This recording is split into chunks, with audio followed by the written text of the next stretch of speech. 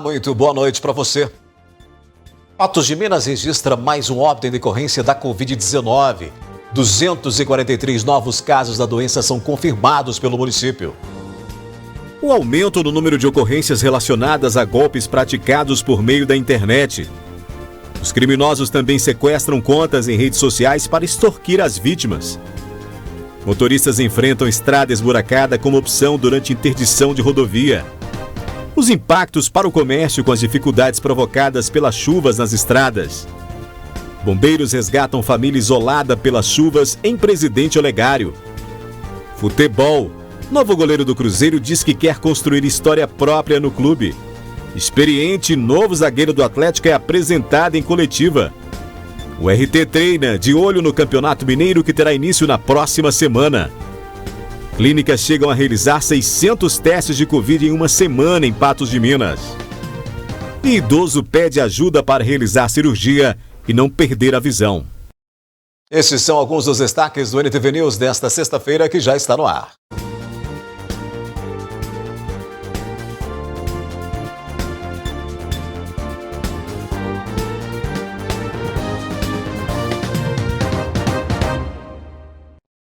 A gente começa a edição de hoje falando da ação de golpistas que atuam por meio da internet e que tem aumentado cada vez mais. A Polícia Civil monitora os números desta modalidade de crime e faz alerta para evitar que mais pessoas se tornem vítimas.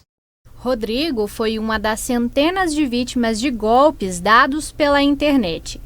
Ele se interessou por uma moto que estava sendo vendida em Lagoa Formosa em uma rede social e foi atrás para realizar a compra. Não quero que ninguém caia no golpe da moto que está tendo em Patos de Minas. Eles estão usando o nome de José Mário, ele é um tenente, coronel da Polícia Militar, está usando o nome dele para fazer os golpes aqui na região de Patos e Lagoa Formosa.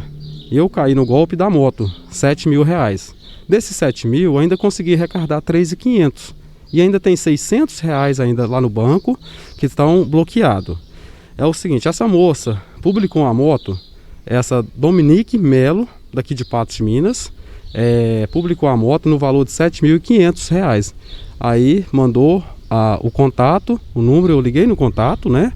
E a moto existe, ela é real, está lá em Lagoa Formosa.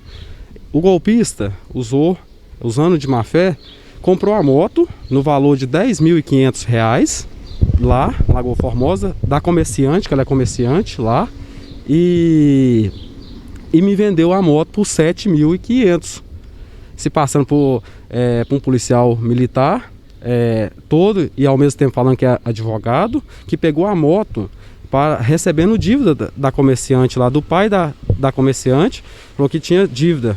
E ao mesmo tempo falou com o comerciante lá que eu era sócio deles, que ele comprou a moto por R$10.500 e estava passando por sócio deles. Foi quando o Rodrigo questionou o valor da moto com a verdadeira comerciante que se deu conta de que tinha caído num golpe. E na hora que eu perguntei o valor para a comerciante lá de Lagoa Formosa, qual foi o valor que você vendeu a moto para eles? Ela falou R$10.500.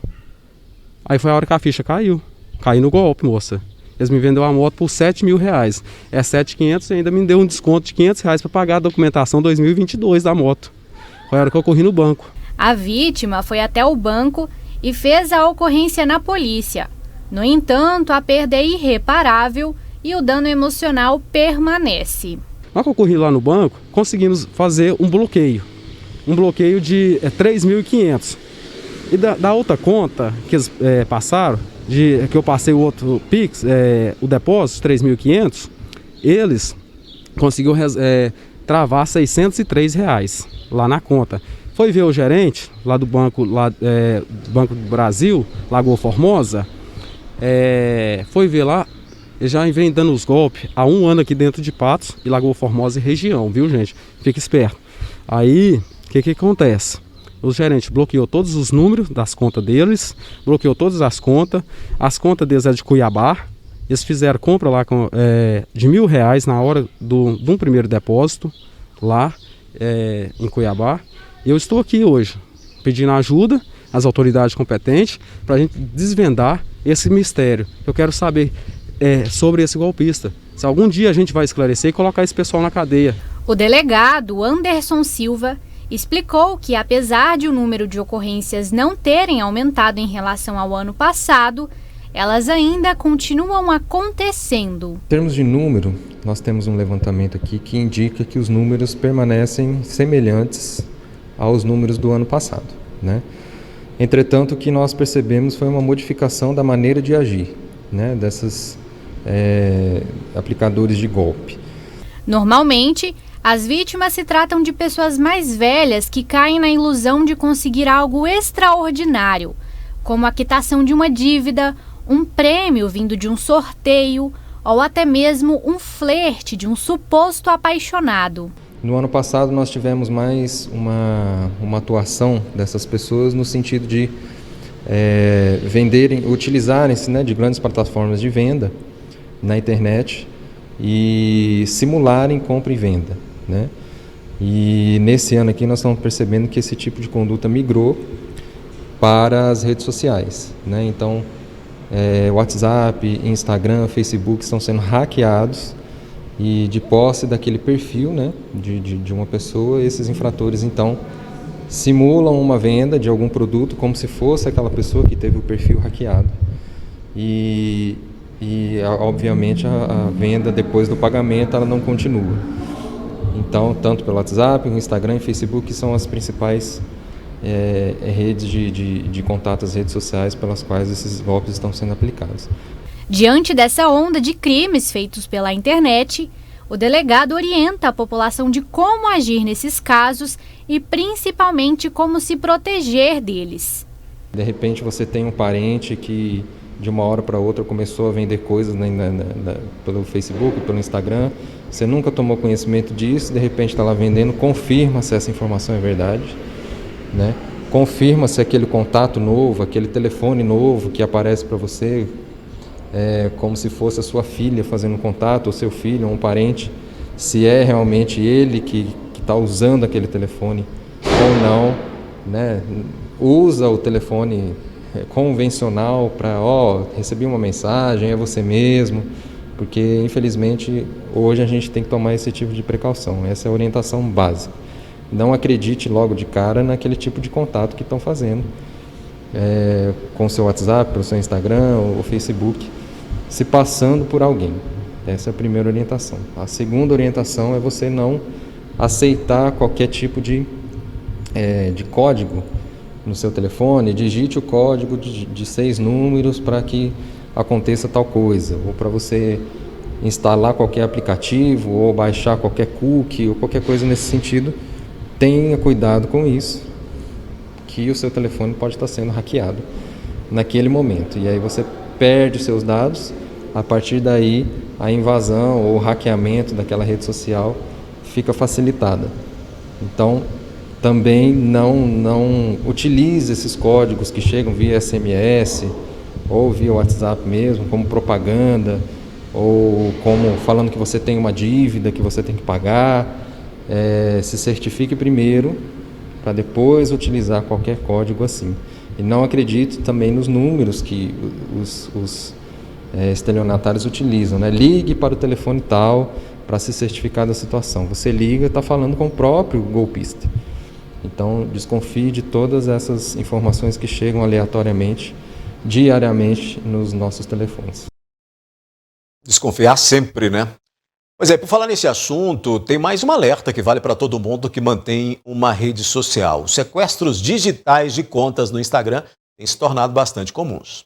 A Thaís teve a conta do Instagram hackeada. Golpistas, se passando por ela, começaram a compartilhar fotos de produtos com preços atrativos. Eu estava trabalhando, uma amiga minha mandou mensagem para mim, avisando, perguntando para mim, mandar mensagem para ela. Ela falou assim, tem alguém então que hackeou o seu Instagram e está mandando mensagem pedindo para trocar a sua senha. Aí foi aonde eu tentei entrar no Instagram e realmente eles já tinham hackeado meu Instagram. E, inclusive já estava no status um monte de fotos de eletrodomésticos, vendendo um valor muito abaixo do normal para as pessoas.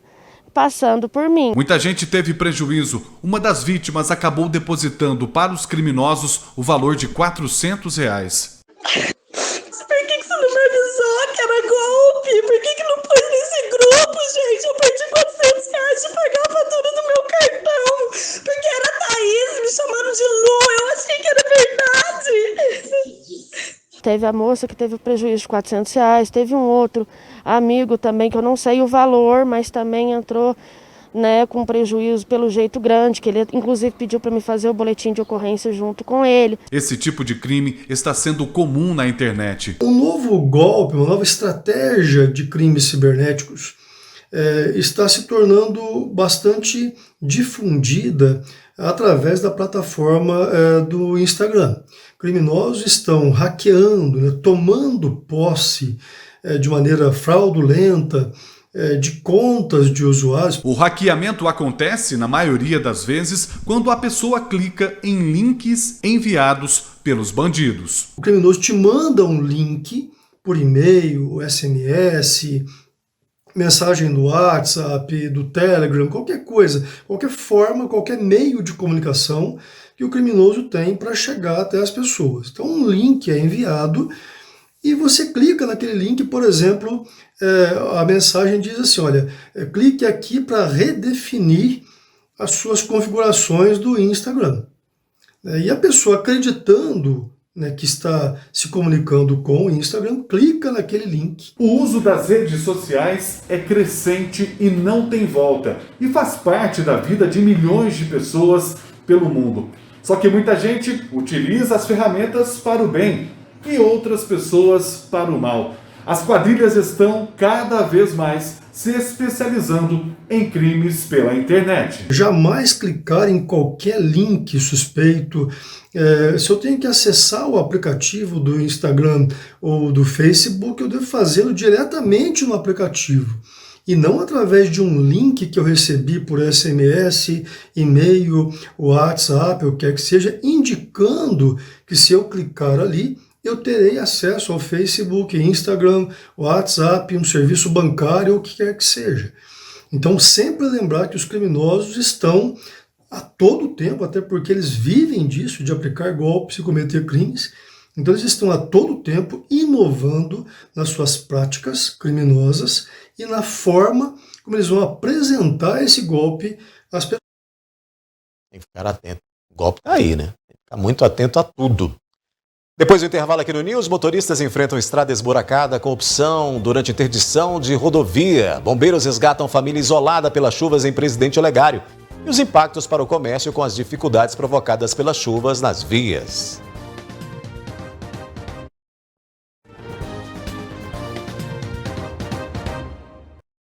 Enquanto a situação da MGC 354 não é resolvida, a Prefeitura de Presidente Olegário criou um desvio para garantir o tráfego de veículos leves. Já os veículos considerados pesados estão tendo que encarar uma estrada esburacada para conseguir transitar pela região. Fundamento do asfalto da MGC 354 na saída de Presidente Olegário, o local está totalmente interditado entre os quilômetros 152 e 156. Máquinas já podem ser vistas trabalhando no local. Entretanto, ainda não há previsão para a liberação da pista. Enquanto a rodovia continua interditada, um desvio de 500 metros destinado apenas para veículos leves está sendo finalizado na saída do loteamento Santa Bárbara.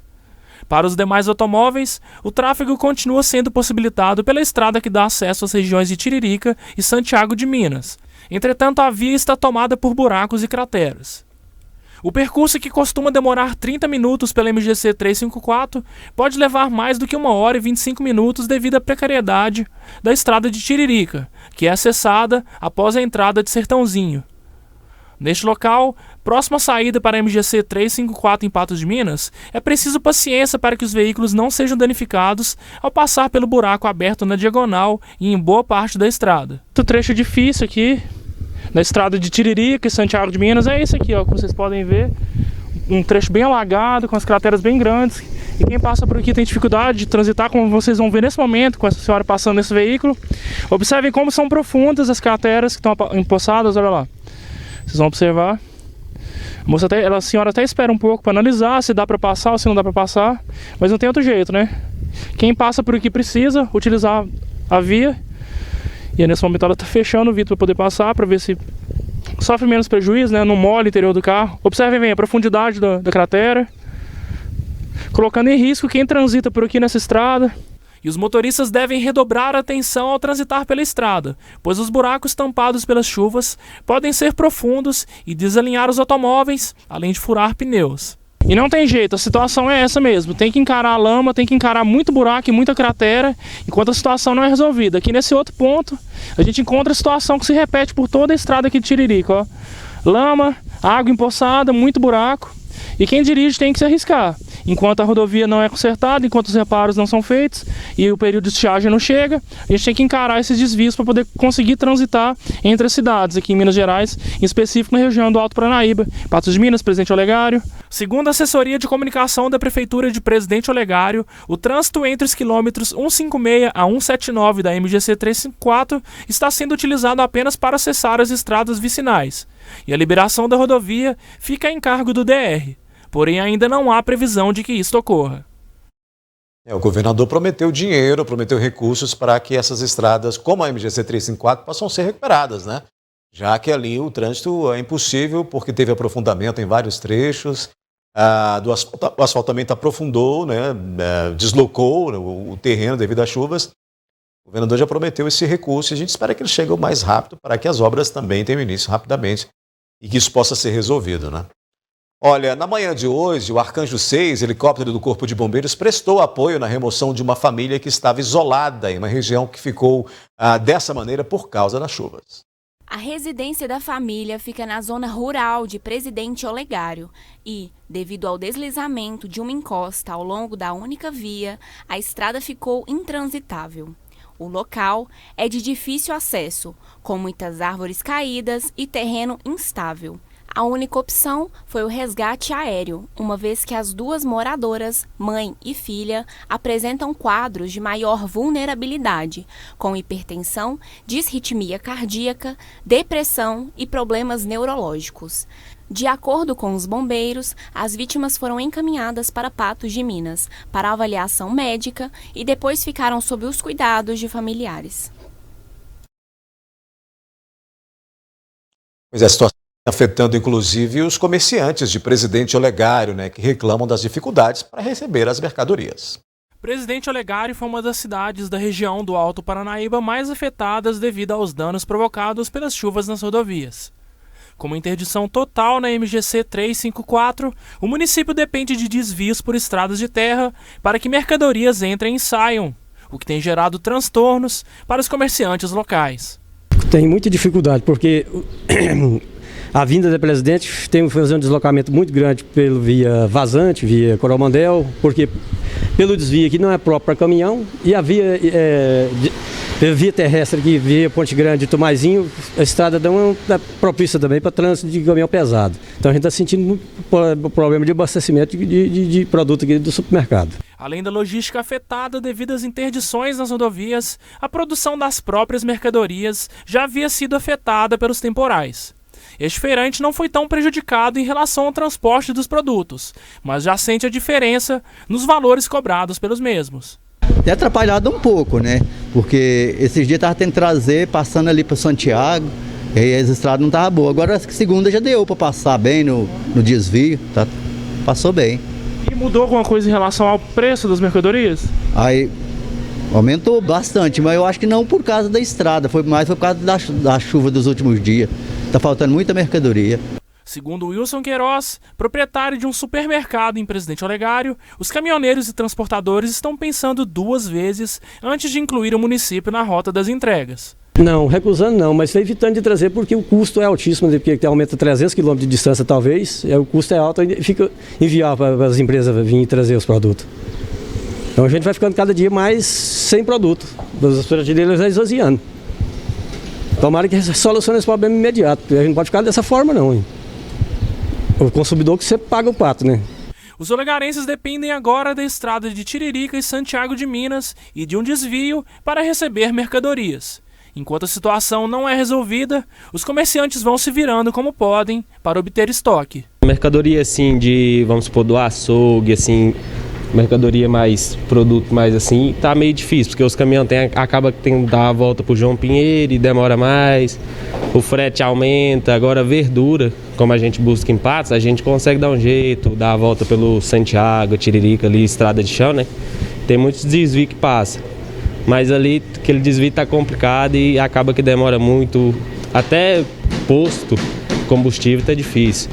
Esses dias mesmo os postos zerou os combustíveis, porque os caminhões tinham que dar a volta e acaba que enrola bastante, sabe? Mas demora, mas chega, né? Como se diz. Acaba que dá uma dificuldadezinha, mas nós tem que dar o jeito, né? Tem que dar um jeito. Daqui a pouco tem a previsão do tempo para o fim de semana aqui no News Futebol. Vamos falar do novo goleiro do Cruzeiro que diz que quer reconstruir a sua própria história. A gente fala também da URT que está se preparando para o Campeonato Mineiro que começa na semana que vem.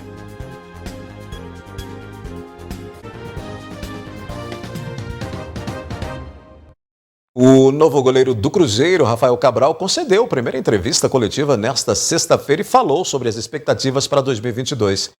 O arqueiro da Raposa explicou como encarar a missão de substituir um dos maiores ídolos da história do clube. Rafael Cabral falou como está encarando o desafio de substituir o goleiro Fábio, ídolo da torcida cruzeirense. Com toda sinceridade, a história do Fábio ela é insubstituível no clube. Para o coração do torcedor cruzeirense, ele é insubstituível.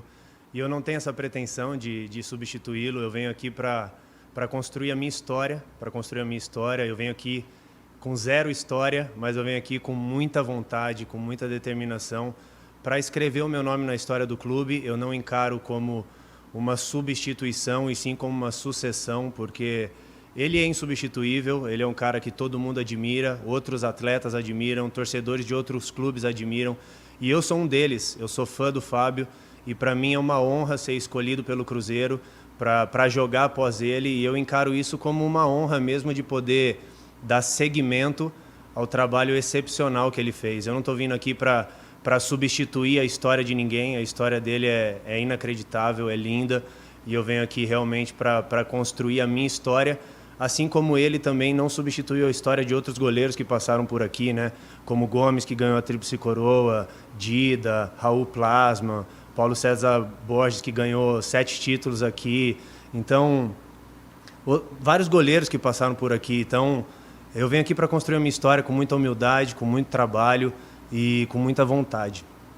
O novo goleiro do Clube Celeste, que atuou por muito tempo fora do Brasil, disse que a vivência na Europa somou ainda mais na sua maneira de jogar. Cara, eu evolui demais, né? Eu saí do Brasil muito novo, com 23 anos, conhecia somente a escola de goleiro brasileira e eu tive a oportunidade de trabalhar com um treinador de goleiro espanhol, português, inglês, italiano, claro. Então, eu evolui muito, eu sou um cara muito aberto, assim, eu acho que eu aprendi na minha vida que se a gente para de aprender, a gente esquece do que a gente aprendeu. Então, eu me sinto um goleiro muito mais completo em relação a esse jogo com os pés, é algo que eu me sinto muito à vontade, tenho treinado muito, trabalhado muito e eu venho aqui para aprender, para contribuir, para dar o meu melhor e poder ajudar da melhor maneira possível, e essa experiência na Europa para mim foi fantástica.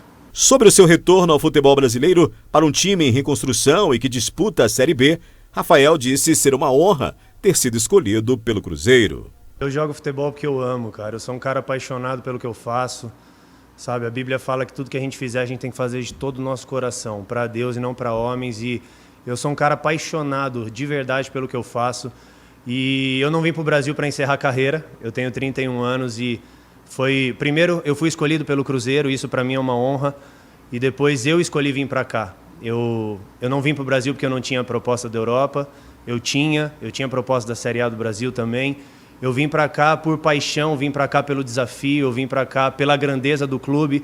A gente está falando de um clube de 101 anos de história que se eu for numerar os títulos que ganhou aqui, eu vou ficar até amanhã. Um clube que foi o clube brasileiro, considerado o maior clube brasileiro do século XX. Então, eu conheço o Cruzeiro, eu já joguei várias vezes contra o Cruzeiro, já tomei muita bolada do Cruzeiro, já fui muito xingado pela torcida do Cruzeiro, eu sei o quão difícil é jogar contra. Então eu venho pelo desafio, eu venho pela paixão, eu venho por aquilo que me motiva, que é por isso que eu jogo bola até hoje. Pois é, o Campeonato Mineiro começa já na semana que vem, né? E nesta reta final para o início da competição, A URT segue na preparação e já de olho no Cruzeiro, né, que é o adversário de estreia no dia 26. A temporada de jogos de 2022 está próxima. Já na outra semana começam as primeiras etapas do Campeonato Mineiro. E a URT segue firme nos treinos ao longo da semana. Eu conversei com a equipe sobre essa expectativa e sobre os trabalhos ao longo dos próximos dias. O balanço foi bom, a chuva deu uma trégua que facilitou para a gente continuar com o planejamento de treinamento, né? E agora é começar a focar no próximo adversário, que é o Cruzeiro, já pensando sempre nesse adversário, planejamento de viagem. Até o momento, nenhum jogador do time foi diagnosticado com a Covid-19. Dessa forma, o plano é continuar treinando todos os dias até o momento do campeonato, que começará em menos de uma semana. Graças a Deus nós estamos passando ileso em relação ao Covid aqui ainda, então isso tem facilitado muito os trabalhos. Considerando a rotina de treinos, a expectativa do time para o campeonato é boa. Além do preparo para os jogos, o time também já se prepara para a viagem. Expectativa boa, a gente já tem uma visão geral sobre os nossos. Todas as equipes já estão montadas, então a gente tem estudado muito essa questão dos adversários e planejando jogo a jogo da agora para frente. O fim de semana deve ser com elevação nas temperaturas e com possibilidade de chuvas para o Alto Paranaíba e Noroeste Mineiro. Previsão do tempo. De acordo com o IMET, a tendência de tempo com períodos entre aberto e nublados, com muitas nuvens e pancadas de chuva e trovoadas isoladas. Em Patos de Minas, a previsão é de mínima de 19 e máxima de 30 graus para o sábado. E no domingo, a variação prevista é de 18 a 31 graus. Em São Gotardo, a máxima deve chegar aos 28 graus no sábado. E no domingo, as temperaturas variam entre 18 a 29 graus.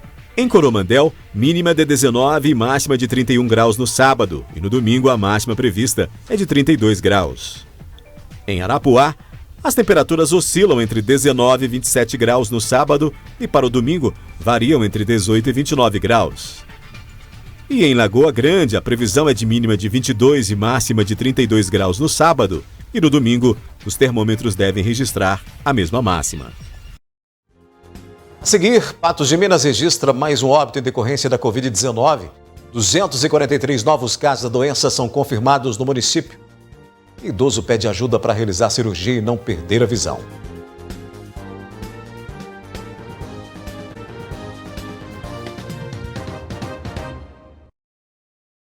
A gente mostra agora a situação de um morador de Patos de Minas que sofre com problema de catarata e necessita de uma cirurgia. Sem condições para custear o procedimento, ele faz apelo em busca de ajuda. A catarata é uma doença que provoca perda na transparência do cristalino. Isso significa que quem tem a doença pode ter sintomas como visão turva, sensibilidade à luz e diminuição da visão noturna. João Batista foi diagnosticado com a enfermidade. 8 meses que começou, sabe? Então, desde quando eu operei de carne, chega um pouco, sabe? A doença está interferindo as atividades normais de João Batista e, com isso, é indicado que o cristalino embaçado seja substituído por lentes artificiais transparentes. O senhor não conseguiu a cirurgia pela rede pública e pede o apoio da população para que ele possa realizá-la. Tem uma dual lente que é importada, né? Não tem jeito. Ele gostaria muito de fazer a operação cirúrgica, pois além de ser um procedimento rápido, demorando entre 15 e 30 minutos, ela é considerada segura e tem sucesso na maioria dos casos. Por isso, o senhor conta com o apoio das pessoas para realizar este sonho. O preço que está no papel, fora as receitas, é 4 mil cada vista. Caso alguém possa ajudar João Batista, os dados para transferência estão na tela e ele também deixou o seu endereço. Rua Zé Tunico, número 40, Coração Eucarístico. Pois é, e aí nós temos uma situação que chama pelo poder público, né, para poder realizar essas cirurgias. Há um aumento nessas cirurgias eletivas, há um aumento nesses procedimentos que precisam ser realizados. Já tinha aí uma barriga imensa desses procedimentos que não eram realizados antes da pandemia, com a pandemia nesses 2 anos, foi empurrando para frente, e aí já se prometeu que haveria no estado e nos municípios aí aquelas maratonas de cirurgias de catarata, né? Aquele número maior de cirurgias de catarata para poder, pelo menos, afogar essa quantidade tão grande de pessoas que dependem desse tipo de operação, desse tipo de cirurgia, de procedimento, mas até então muita gente aí passa por esse problema. Quando chega na rede particular, esbarra aí ou dá de cara com o valor e acaba não tendo condições, como esse senhor que pede ajuda aí para realizar esse procedimento e não perder a visão. Vamos atualizar os números da Covid-19 em Patos de Minas. Vamos colocar aí na tela o boletim epidemiológico dessa sexta-feira, que mostra que 243 novos casos foram confirmados aí pela Secretaria Municipal de Saúde. Segundo os dados que você vê aí, foram contabilizados 229 nos últimos 5 dias e outros 14 casos de data anterior, né, de acordo com o que foi repassado pela Prefeitura. Elevando, neste caso, para 21.027 a quantidade de infectados desde o início da pandemia com o coronavírus. Mais um óbito foi registrado em Patos de Minas, agora são 556 vidas perdidas para a doença. A vítima, um homem de 54 anos, morreu no dia 8 de janeiro, na última terça-feira. A quantidade de casos ativos chegou a 1.540 doentes que se recuperam em casa. Pelo menos 19 patenses estão internados, 6 deles estão em leitos de UTI. Vamos dar uma olhada também nas internações em leitos públicos, né, que está aí com 25% dos clínicos ocupados e 8,88% dos de UTI ocupados por pacientes com Covid. Você vê aí nessa tela que nós temos aí disponibilizados a ocupação total de leitos para doenças, né, para todas as doenças. Agora a Prefeitura mudou o formato, coloca aí nessa tela para todas as doenças essa ocupação de leitos, que dá a dimensão do quanto a gente tem aí de disponibilidade. Os leitos clínicos, hoje, né, diferente aos de ontem, tem um número maior de ocupações. Você vê aí que são para clínicos 83,50%, ontem era um pouquinho mais que 72%. Nesses clínicos, a disponibilidade é de 194 leitos, mas 162 deles estão ocupados por pacientes com Covid e outras doenças também atendidas aí nas nossas redes hospitalares públicas e privadas. Com relação às UTIs também, para a ocupação total de leitos para todas as doenças, UTIs também aí nós temos um número elevado, embora o de hoje seja um pouco menor do que o de ontem, nós estamos com 63,88% de ocupação. Dos 72 disponíveis para UTIs, 46 leitos estão ocupados aí, portanto, por pacientes que estão com a Covid e por pacientes que têm outras doenças. Nós precisamos ficar sempre muito atentos a essa evolução dos números, a esse número crescente. Eu disse isso aqui ontem, junto com o Matheus aqui na bancada, dessa dificuldade que a gente está vendo que os gestores, né, e as autoridades de saúde estão percebendo. Não é só um problema nosso, esse é um problema do Estado, um problema do país, de várias regiões e do mundo, né? Esse aumento aí por causa da Omicron, nessa quantidade imensa de casos que a gente tem enfrentado. O secretário estadual de Saúde, Fábio Baquerete, disse na semana passada, voltou a afirmar hoje durante uma entrevista a uma rádio da capital mineira, uma rádio de Belo Horizonte, de que nós teremos aí nos próximos 15 dias um pico maior ainda de casos de Covid-19 em Minas Gerais. Ou seja, a gente está falando que nós teremos aí um número ainda mais elevado do que a gente tem registrado nesses dias. Quando uma autoridade de saúde, que é o secretário de Estado de Saúde, diz isso, trazendo essa informação que é preocupante, a gente que está aqui embaixo na ponta tem que realmente pensar 2 vezes antes de se expor, né? A gente precisa se cuidar cada vez mais.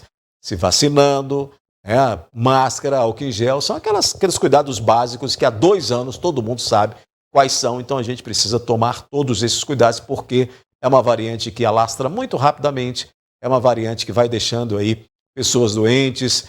Os vacinados, evidentemente, nessa eficácia comprovada pela vacina, não estão aí progredindo para estados mais graves da doença, mas ainda assim ficam debilitados. Mas aí você tem pessoas mais velhas que, apesar de vacinados, correm um risco maior. Então a gente precisa se cuidar, precisa ficar atento, ficar de olho, porque a doença está aí e contraí-la não é a solução. A solução é a gente se cuidar, esperar um pouco, porque é o momento de ficarmos todos muito atentos. Aliás, a gente está nessa questão de ficar muito atentos desde o ano passado, desde 2020, né, na verdade. Ano passado a situação piorou ainda mais. Mas aí teve um relaxamento ali, depois de julho, agosto, a situação deu uma melhorada, só que agora nós temos aí novas variantes, principalmente a Ômicron, que vem aí se alastrando e provocando todas essas dificuldades que a gente tem olhado dia a dia nesses números dos municípios, de Patos, região, micro-região, macro-região e também de todas as regiões do estado e do estado como um todo para a proliferação em massa, né, a proliferação imensa da Covid-19, novamente aí afetando o estado de Minas Gerais.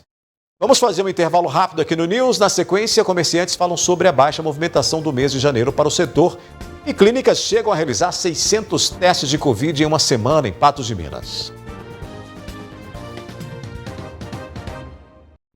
A explosão no número de casos positivos da Covid-19 impacta diretamente na procura pela testagem e também nos estabelecimentos particulares de saúde.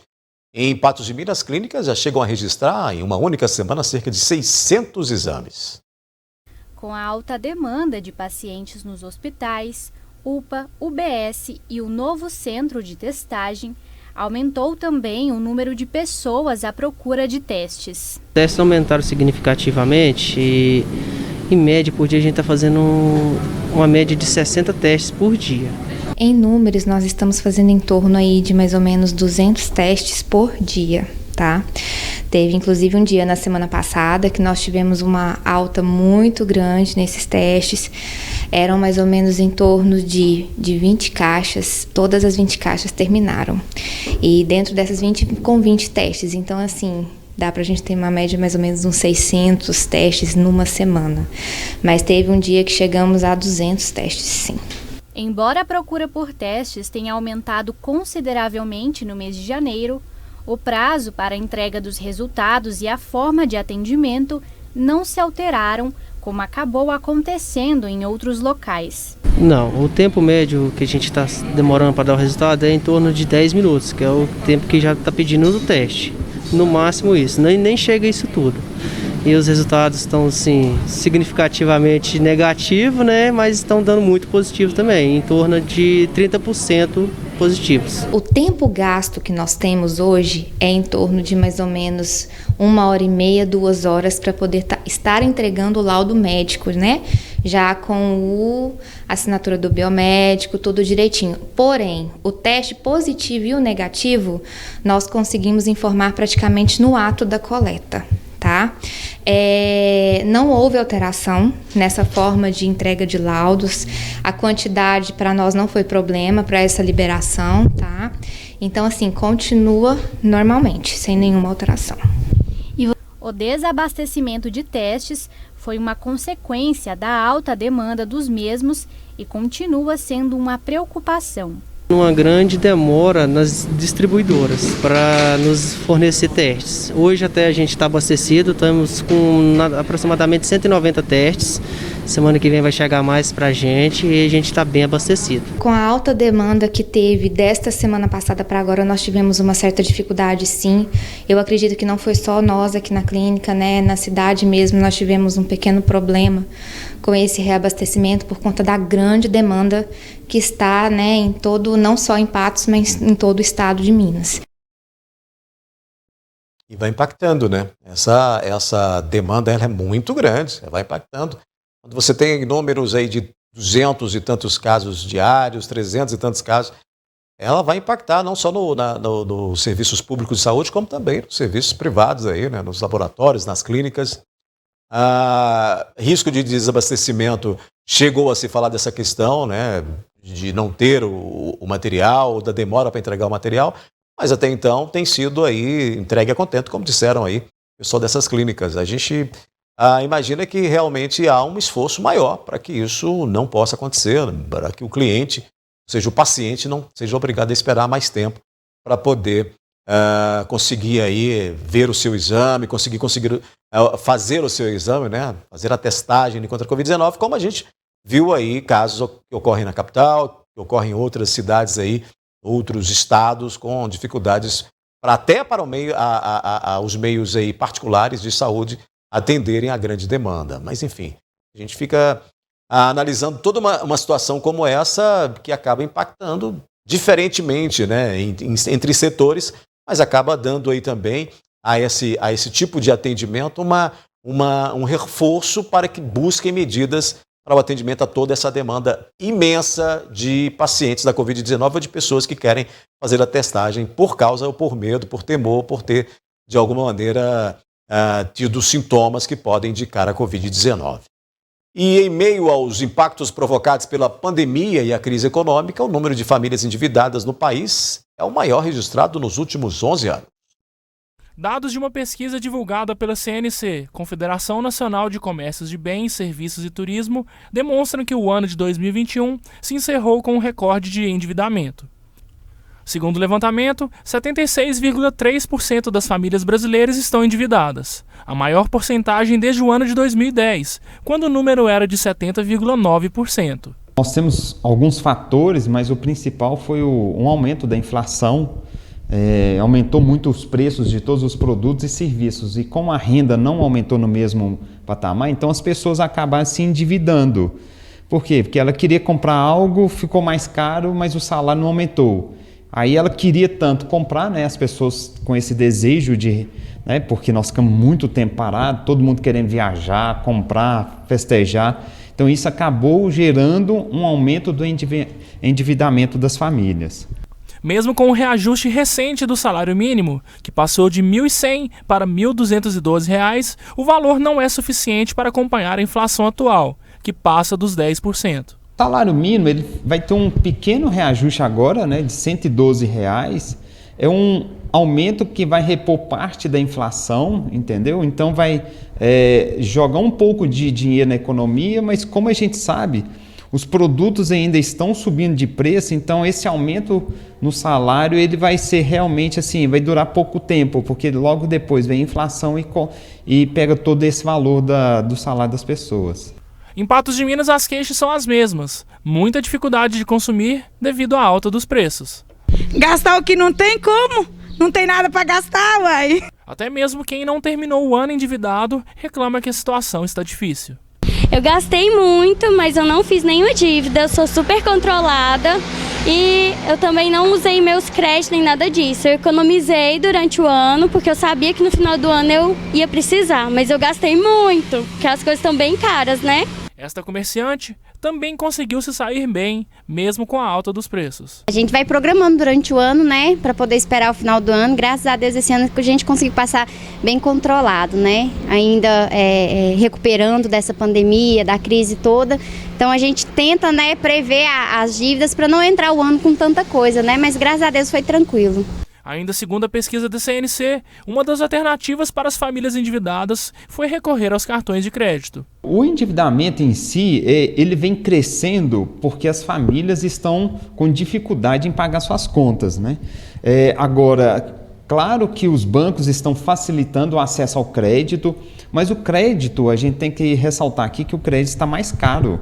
A taxa de juros está aumentando e isso faz com que até o próprio valor da dívida aumente, entendeu? Então, assim, quem for fazer algum endividamento daqui para frente, tomar muito cuidado, pesquisar as taxas de juros, porque realmente a disponibilidade do crédito está muito ampla, mas aí agora tem um custo porque depois tem que pagar. Para o economista Cícero Cambraia, o ideal para quitar as dívidas é evitar de gastar mais.